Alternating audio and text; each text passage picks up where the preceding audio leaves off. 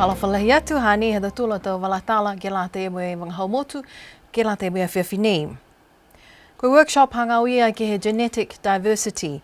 Taha e whakatutalanga workshop ne kua whakahoko e ke whahitapu nei, hangauia ke he genetic diversity moe taha ma weheanga ni whakahingoa e koe Nagoya Protocol.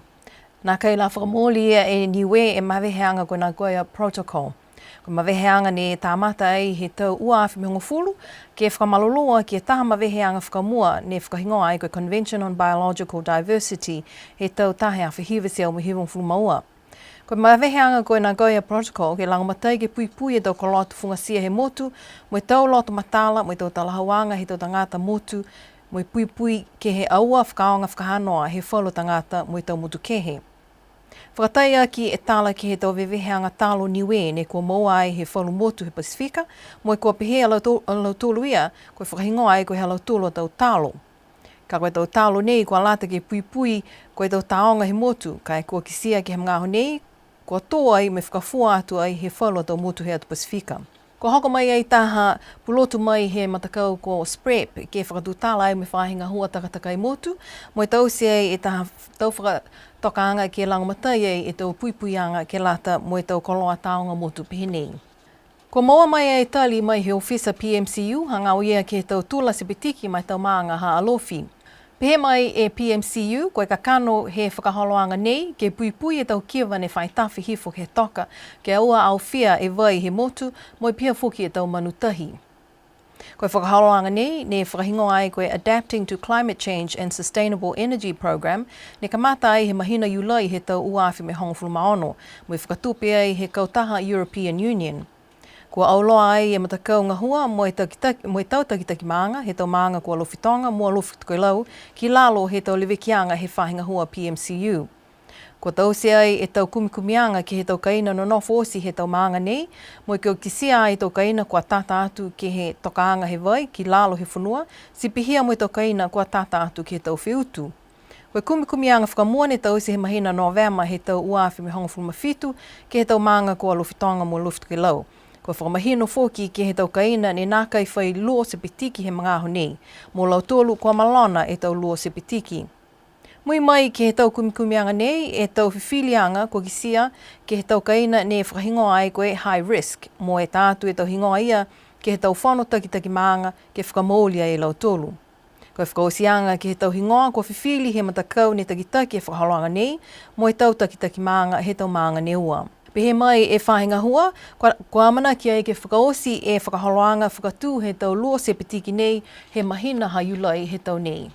Kua amana ki ai ke whakatātā e tau tufunga mo e tau tāleni ke he Taonga Niue, tufunga Taonga Niue Festival, kua amana ki ai ke kamata he aho whalaile he whahitapu nei. Pehe mai e takitaki he matakau ngahua ko Aida he kesi, koe matapatu whaweanga he Taonga nei, ke pui leweki mo e whakaholo ki mua e tau tufunga mo e tau tāleni whakamotu hani we. Koe taha puhala whokinia nei ke moa tupea e motu. Kua mana ki ai ke molea ua seo e tau tangata kua e waewa mai pauaki, ke lata ai mo e taonga nei. Ka kamata ai he aho whlaile he whahitapu nei, ke whakaosi mai he aho tuloto koe aho ua whulumalima he mahina hapelila. Koe maama he aho nei, ne liongi whakamunuina ai he Palestini he Kalesia Niue, ko Reverend Vili Kamupala Viviani e ofisa fōu he whahi pisinisi, koe Niue Chamber of Commerce. Nā kai tokalonga ni watu ha koe whakamahino ni ki he tau takitaki he Board of Directors, mo e tau tangata ngahua he ofisa. Kua whakamatala ai e takitaki he Board of Directors ko Mrs. Aida Hikesi, mo e pihea ia kua whai mga aho whoki ne kumi ofisa fōu ke lato me whahi he tau pisinisi, ha kua tuai mo e nāka i hanga mitaki e tuanga he ofisa tuai. Pihea ia koe matakau nei kua mōlea e whangu fulu tau he whakatuai, mo e kua whiawhia lahi ia ke kisia, kua maua e whale kua lata paua ki mai tau ngahua he whahi pisinisi he motu. Kua whuakiangi ai ke tokouma e tau takitaki mai he tau Board of Directors, ke hele ai e whili kapihi ke hawhangi ai e ofisa fōu nei. Ke whakausi ai, koe aho whakatātā he tau matu whiwhine he maanga ko hiku tawake. Kua hawhangi ai he tau matu whiwhine he hiku tawake e tau aho whakatātā ke lata ai mo e motu he tau tōlu ke lata me tau nei.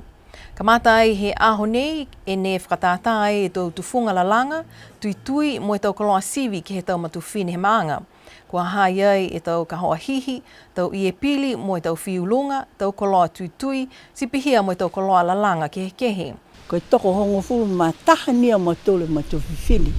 Ne whainga hua ke tau ngahua lima hea matulu a maanga. Tu ngai mga nini se mua. Kua hofaka hoko doi e matulu e aho whakatata matulu e aho ni. Toko loa ke ni whakatata e matulu. Ka koe hahaia e matapatu pa waki a matulu e aho ni e aho whakatata. Koe tau whilulunga. Ke whakaue ni au ke hako a tomo matu whiwhine he maama he aho nei. Hako toto kau whakalataha a matulu ke tau sei ha matulu aho whakatata. Ka to hoko e aho pawaki ha matulu he maanga e aho whaiumu. Si whiawhia me whakaue ke a matulu o se tomo matu whiwhine. Si pihia ni ka mua ko hoko mai ke puke e tau ngahua lima ha matulu. Mai ha matulu e tau ngahua ke kisiai, ko e pia ha matulu tau ngahua ne whengi. Ne lali ha matulu ke. Kua whakahoko e halo tūla tau seanga nei ke he matapa spa, mo ia manaki ai ke whakahoko paua ki e aho whakatata he maanga ko Himutawake, he aho whaiumu he whahitapu nei. Pia tau tūla tau walatala ke late mea whiawhi nei. Tōnā kai whai walatala a tau tōlu ke late me a whiawhi ngofua he whahitapu ka hau, ka tō lio tau tōlu ke mātutaki me tau walatala ke wangahau motu he a whiawhi lotu. Kia munine po, nona whaa.